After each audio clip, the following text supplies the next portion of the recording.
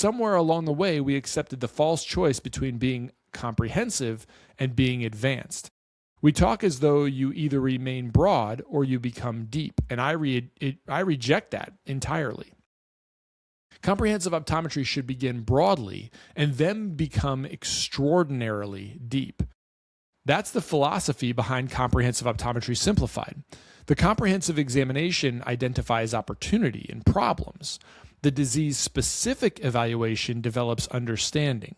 Longitudinal care refines management, and referral occurs only when the patient needs exceed the knowledge, education, and training, technology, or experience available within the practice, within the comprehensive practice.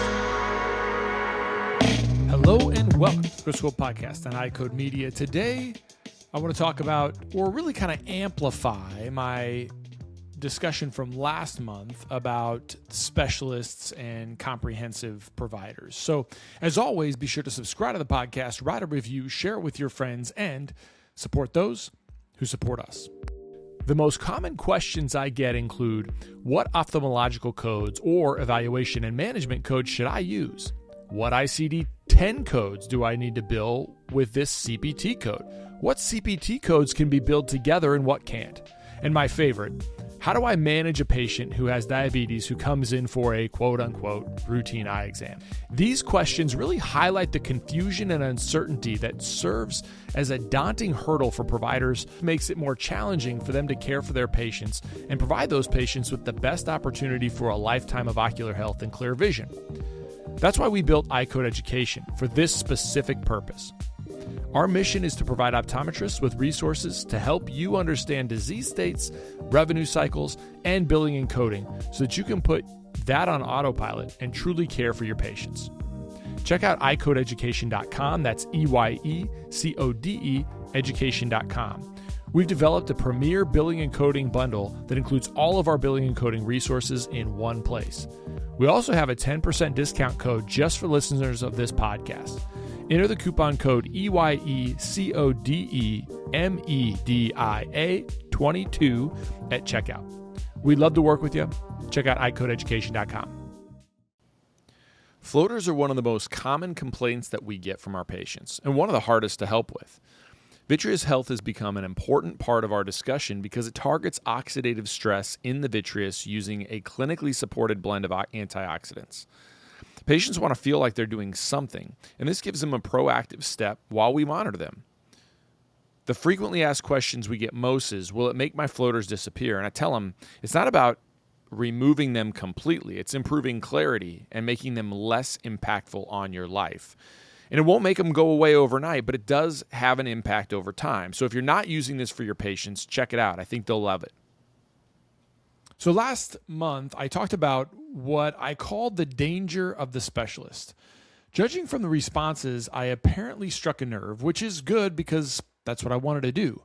But I also think I left something unfinished.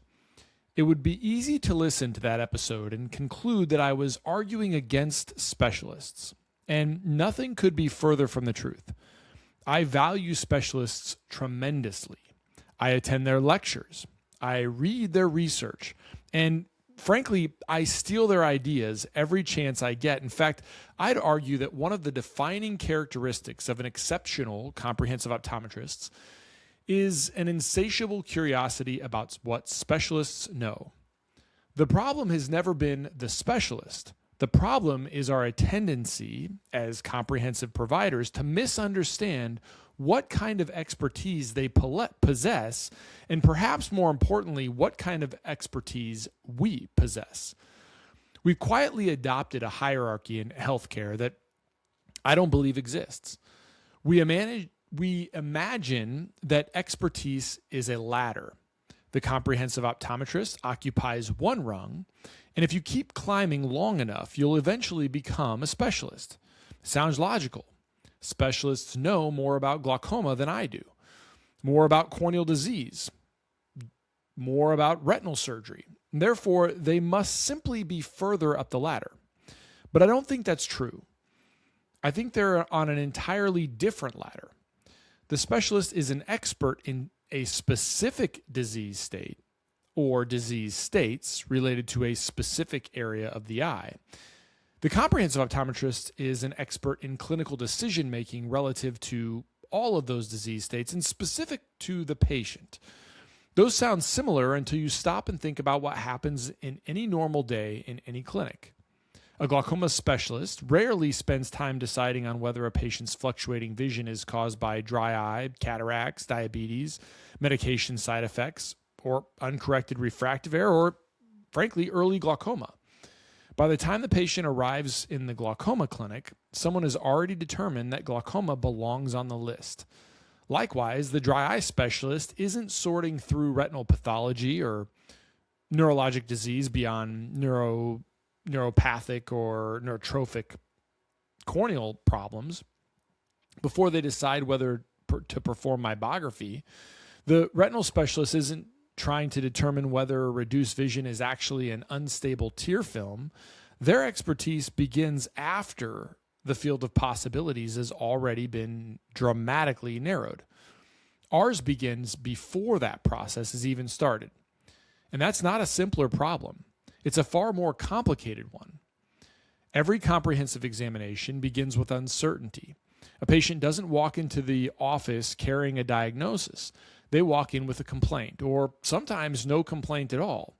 And our job is to gather clues, weigh possibilities, eliminate possibilities, recognize patterns, and determine which path the patient should travel. We're not simply identifying disease, we're deciding which disease deserves our attention, which findings are incidental, which problems can be observed, and which ones require intervention, and also which exceed our ability to provide care. And that isn't disease expertise, it's discipline of clinical judgment. This is why I think comprehensive optometrists sometimes undervalue themselves. We assume that because a specialist knows more about one disease state or one area of the eye than we do, they must therefore be a better clinician. But knowledge is only one component of expertise. The harder skill, the one that can't be learned by narrowing your practice, is integration. Patients rarely present with a single isolated problem. They would present with combinations of problems. Dry eye influences glaucoma testing. Cataracts influence visual field interpretation. Diabetes affects the retina, the cornea, the ocular surface. Medications alter pupils, accommodation, intraocular pressure, and tear production. Every decision influences another decision. And comprehensive optometrists don't have the luxury of thinking about one disease at a time because patients don't have the courtesy of developing one disease at a time. In fact, Bob Vandervoort, one of my mentors, one of many people's mentors, always would say, patients are entitled to more than one disease. And that's absolutely true. And this is where specialist education is both incredibly valuable and occasionally dangerous for us. Specialists teach us how to think deeply about disease, and we should absolutely be learning from them. The mistake is believing their workflow should become our workflow. Their protocol begins after diagnosis. Ours begin before diagnosis. If we forget that distinction, we begin practicing as though every patient already has the disease we're interested in finding. We order tests before establishing why the tests are needed. We design clinics around technology instead of clinical reasoning. We mistake thoroughness for wisdom. The answer isn't to ignore specialist thinking. The answer is to place it in the proper sequence. First comes comprehensive thinking, then comes specialist thinking. Every patient deserves a comprehensive physician first. Once the disease has been identified, the comprehensive optometrist should become remarkably sophisticated in managing that disease. Presbyopic patients want clarity at every distance without unnecessary complexity. The MyDay multifocal has delivered that for us because the binocular progressive system provides consistent distance, intermediate, and near vision. It's been a dependable multifocal option in my practice, especially for patients who want the convenience of a daily disposable lens, along with great vision. The wide parameter range lets us fit almost anyone without multiple refits. Check it out in your practice today. If you're ready to stop feeling overwhelmed and start running a safer, more profitable practice, here's the next step. First, book a strategy call with us, Practice Performance Partners. We'll uncover the biggest risks and opportunities in your practice. Then, choose the package that fits your goals. From there, we'll get you launched with confidence, with clear systems, with expert support, and with peace of mind, knowing your practice is protected and set up to grow. Don't wait until something goes wrong. Book your strategy call with us, Practice Performance Partners, today. This is where I think our profession has sold itself short. Somewhere along the way, we accepted the false choice between being comprehensive and being advanced. We talk as though you either remain broad or you become deep, and I reject that entirely. Comprehensive optometry should begin broadly and then become extraordinarily deep. That's the philosophy behind Comprehensive Optometry Simplified. The comprehensive examination identifies opportunity and problems. The disease-specific evaluation develops understanding. Longitudinal care refines management, and referral occurs only when the patient needs exceed the knowledge, education, and training, technology, or experience available within the practice, within the comprehensive practice. Notice where the referral sits in that sequence. It's not the beginning of disease management. It's not even the expected outcome. It's simply one possible decision among many. And that changes the role of the specialist entirely. The specialist is no longer the destination. The specialist becomes a consultant. They become a resource. They become someone who experience helps us solve the uncommon problems that lie beyond the boundaries of our own expertise. But those boundaries shouldn't be much further away than many comprehensive optometrists imagine. Our responsibility is not to know a little about everything and then refer the interesting cases.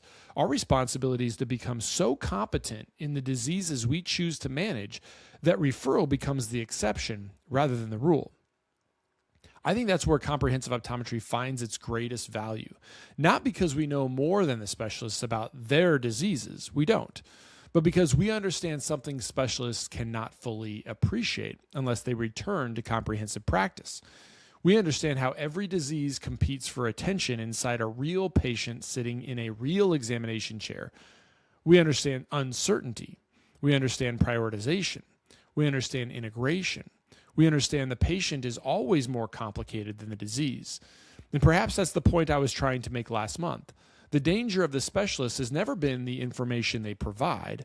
The danger is forgetting that they entered the story after someone else already wrote the opening chapters.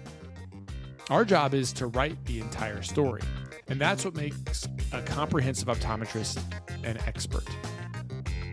I hope this was helpful. I hope this was thought-provoking, and I hope it actually gave due the credit that the specialists hold, but also the comprehensive optometrists hold. I'll talk to you guys next week.